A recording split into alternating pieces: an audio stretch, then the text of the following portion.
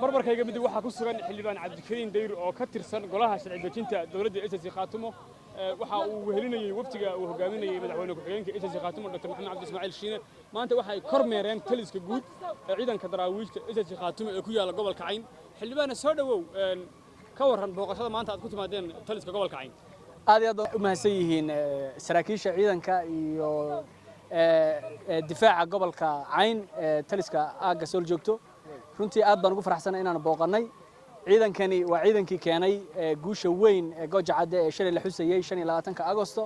waa ciidan hadda heegan ugu jira inay cadawga cashar kale iyo dhirbaaxa kale hadii ay isku dayaan inay ku soo xadgudbaan xuduudaha maamulka SSC Khaatumo ay gaarsiiyaan waa geesiyaal waxaad arkaysaan moralka ka muuqda geesinimada ka muuqata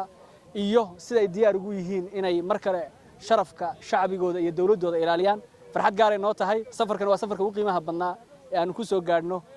gobolka Cayn hore safarkan oo kale waxaan ugu tagnay gobolka Sanaag xildhibaan ahaan adiga shucuur nocay ku sameynaysaa in aad soo booqato ciidamada difaaca gobolka Cayn maadaama tahay xildhibaan laga soo doortay gobolka Cayn hadaan si kale u sheegay anigu waxaan matalaa SSC oo dhan gaar ahaan gobolka Cayn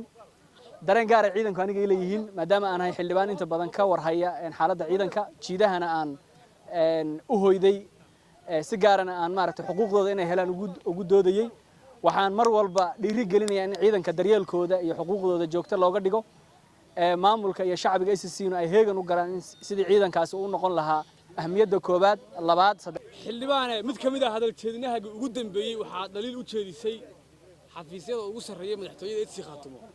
adigoo ku dhalilay arrimaha ciidanka bal ka waran haatan ciidamadii madaxweynaha SSC Khaatumo Cabdiqaadir Fadhiye shalay taliska guuleys buu tagay taliska guud ciidanka daraawiishta madaxweyne ku-xigeenkii waa kan taliska gobolka Cayn buu yimi idinka xildhibaanada qayb baa ka tihiin ciidamada moralkoodu waa okay maxaad ka leedahay way ku mahadsan yihiin hogaamiyaha iyo hogaamiye ku-xigeenku dhiirigelinta ciidanka siiyeen waa uga mahad celinaynaa waxaan ka codsan inay joogteeyaan xuquuqda ciidanka iyo daryeelka inay si joogto ah u ilaaliyaan ayaan ku dhiirigelinaynaa dhiirigelinta ay shalay bixiyeen iyo booqashadana iyo xuquuqdii oo qayb kamid ah la siiyeyna waa ku faraxsanahay waan ku dhiirigelinaynaa waan uga mahad celinaynaa